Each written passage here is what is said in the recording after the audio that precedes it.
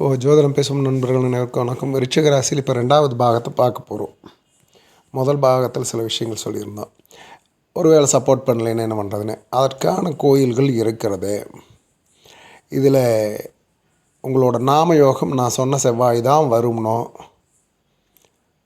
இல்லை யோகியாக தான் வரும்னோ இல்லை வேறு நாம யோகங்கள் கூட இருக்கலாம். இந்த ராசியில் நீங்கள் பிறந்திருக்கலாம், வேறு நாம யோகங்கள் கூட இருக்கலாம். அதில் எது உங்களை தொந்தரவு பண்ணுது, எது உங்களை சப்போர்ட் பண்ணுதுன்னு கரெக்டாக கண்டுபிடிக்கணும். அது ஒன்று. அதை தனி ஜாதகத்தை வைத்துத்தான் சொல்ல முடியும் ஒன்று. அப்புறம் பார்த்திங்கன்னா இந்த பாவக சக்கரத்தை வச்சு கோச்சாரத்தில் இனி நகரக்கூடிய நகர்வுகள் 3 வருஷத்துக்கு எப்படி இருக்கும் அப்படின்னு ஒரு பார்வை ஏற்கனவே பேசிகிட்ருக்காங்க. விஷுவலாக கோச்சாரம் 10% தான். நான் முதல்ல சொல்லிட்ட மாதிரி 10% 20%க்குள்ளே தான் சப்போர்ட் பண்ணும். உங்கள் ஒட்டுமொத்த வாழ்க்கையும் மாற்றணும் அப்படின்னு நினச்சிங்கன்னா அந்த விஷயத்தில் சூரியன் எங்கே இருக்குதுன்னு ஃபஸ்ட்டு பார்த்துருங்க. சூரியன் தை மாதத்தில் இருந்தால் நீங்கள் என்ன முயற்சி பண்ணிங்கனாலும் உங்களுடைய முயற்சிகள் வெற்றி பெறுவது. 3ஆம் இடத்துல இருந்தால் இப்போ பொதுவாகவே சொல்கிறது என்னென்னா 3ஆம் இடத்துல ராசியாக அமைஞ்சாலும் சரி, லக்னமாக அமைஞ்சாலும் சரி, 3ஆம் இடத்துல சூரியன் இருந்தால் சப்போர்ட் பண்ணணும். பொதுவாகவே இந்த ராசிக்கு செவ்வாயோட ராசிகளுக்கெல்லாம் சூரியன் சப்போர்ட் பண்ணணும். ஆனால் இந்த சூரியன் சப்போர்ட் பண்ண மாட்டார். இதுதான் முடக்கத்துக்கு காரணமாக இருக்கும். தொழில் ரீதியாக நீங்கள் வெற்றி பெறுவதில் பெரிய இடையூறுகள் இருக்குதுன்னா இதுதான் காரணமாக இருக்கும். இன்னொன்று என்னென்னா, இந்த சூரியன் இங்கே இருக்கிறதோடு சேர்த்து சுக்கிரனும் கூட இருந்தால் கடுமையான திருமணத்தில் ரொம்ப நெருங்கி இருந்துச்சு பாகைகள் அப்படின்னா திருமணத்தில் கொஞ்சம் பிரச்சனைகள் பண்ணத்தான் செய்யும். ஏன் அப்படின்னா 7ஆம் அதிபதி 12ஆம் அதிபதி. இதே இந்த ராசிக்கு 7ஆம் இடமான பார்ட்னராகவும் அயன சயன சுகத்தரவராகவும் அந்த சுக்கிரன் மாறும். இப்படி அந்த தர வேண்டிய சுக்கிரன் தரலை அப்படின்னா அதுக்கு காரணம் சூரியனாகவே இருக்குன்னு நம்ம யாரும் யோசிக்க மாட்டோம். இதுக்கு பேர் முடக்குன்னு சொல்லுவாங்க. இப்படி முடக்கு அப்படிங்கிற விஷயம் வந்தால் குடும்பம் அமைவதில் கடுமையான நிலைமை கொடுக்கும். அப்படி வந்தால் நீங்கள் என்ன லக்னத்தில் இருக்கிறீங்களோ அந்த லக்னத்துக்கு அது எத்தனாவது வீடாக இருக்கோ அதுக்கேற்ற மாதிரியான ஒரு கோயில், ஒரு நிலைமை மாற்றக்கூடிய, வாழ்வியை மொத்தமாக மாற்றக்கூடிய கோயில்கள் இருக்கிறது. அதன் மூலமாக அந்த கோயில்கள் தேர்ந்தெடுத்து அதற்கு என்ன காலகட்டத்தில் போகணும், எப்படி அங்கே வழிபாடுகள் முறைகள் செய்யணும்னு சொன்னீங்கன்னா இந்த குடும்பங்கிற விஷயத்துக்குள்ளே நீங்கள் போகிறதுக்கு என்ன தடையாக இருக்கோ அதெல்லாம் நீங்கி அந்த விஷயம் கிடச்சிரும். சிலருக்கு தொழிலே முடங்கிடும். இது போகும்போது இந்த நான் முதல் சொன்ன இதே விஷயங்கள் ஏற்கனவே மறுபடியும் ஒரு சொன்னால தான் அந்த தொழிலையும் அதை ரிலீஸ் பண்ணும் வருமானத்துக்கு ஆன விஷயம். இன்னொன்று என்ன அப்படின்னா, இங்கே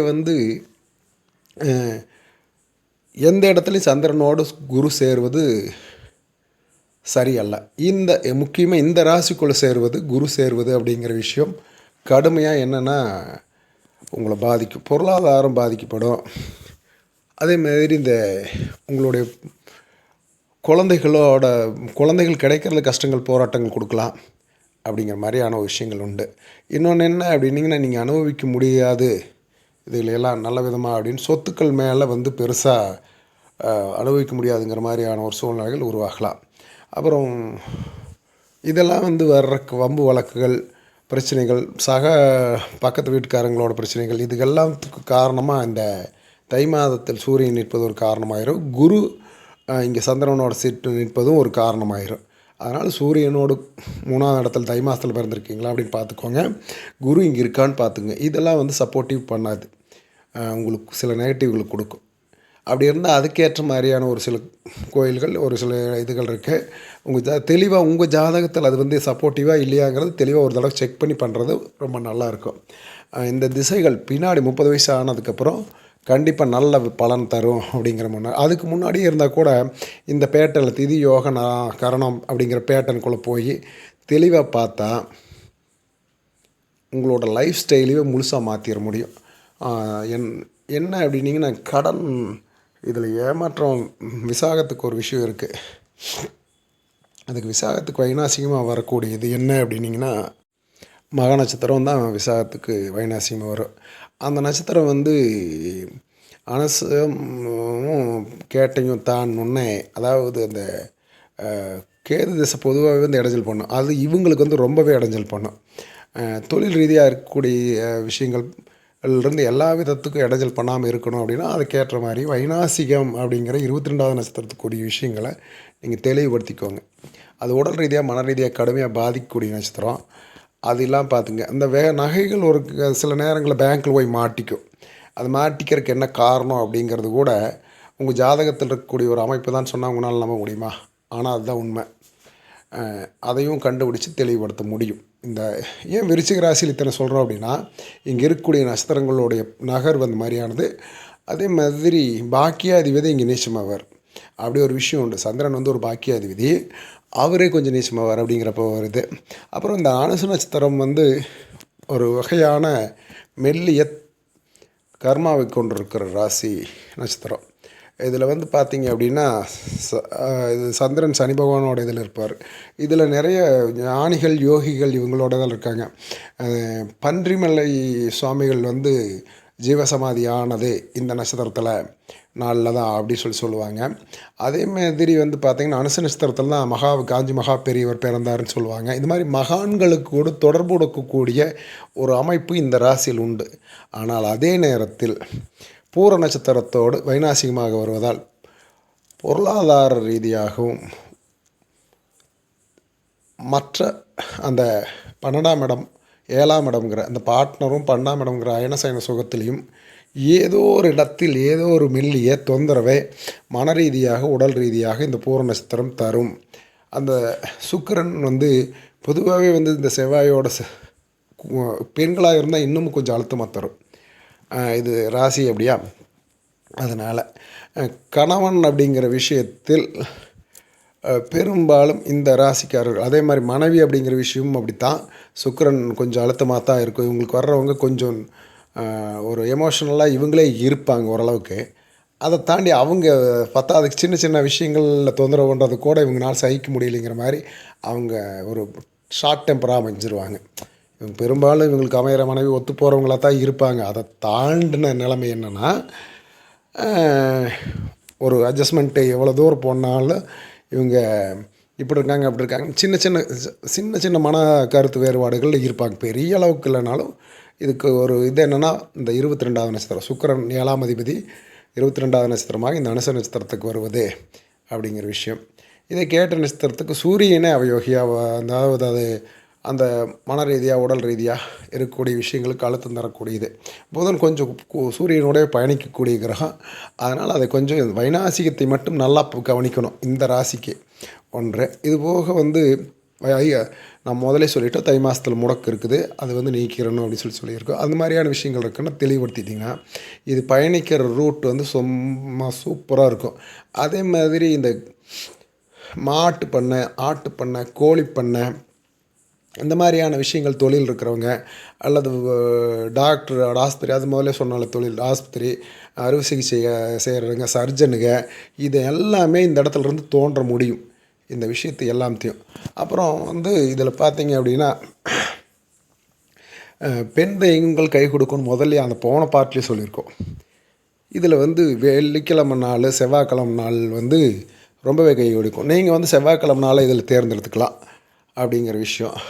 அதே மாதிரி அமானுஷ்யத்தில் கேது கொஞ்சம் இந்த ராசிக்கு சப்போர்ட் பண்ணும் அப்படின்னா, இந்த ராசிக்கு சப்போர்ட் பண்ணுற மாதிரியான ஒரு அமைப்பு கேதுவுக்கு இருக்குது. அதை வந்து நீங்கள் ஆண்களாக இருந்தால் இந்த கேதுவை பிடிப்பதற்கு நீங்கள் வந்து நல்ல விதமாக தொடர்ந்து பௌர்ணமி நாள் அமாவாசை நாள் ரெண்டுலேயுமே வந்து தொடர்ந்து அந்த சந்திரனை வழிபட்டுகிட்டே இருக்கணும்.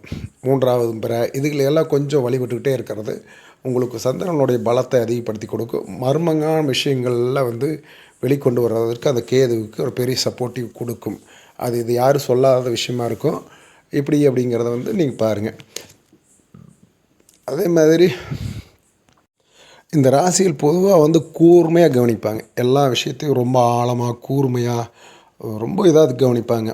அதே மாதிரி போல்டாக வெளிப்படுத்துவாங்க. கேட்டிங்கன்னா ஸ்ட்ரெயிட் ஃபார்வர்டாக போல்டாக இதுதான் இப்படித்தான் அப்படின்னு வெளிப்படுத்துவாங்க.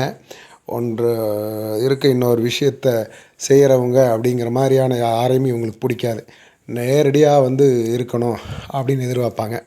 அது மாதிரியான இல்லாதவங்ககிட்டேருந்து இவங்க விலகி போயிடுவாங்க. அந்த மாதிரியான இல்லாதவங்ககிட்ட விலகி போகிற காரணம் இந்த ராசியில் இருக்கக்கூடிய அந்த மூர்க்கத்தனமான வேகம், அந்த ரத்தம்.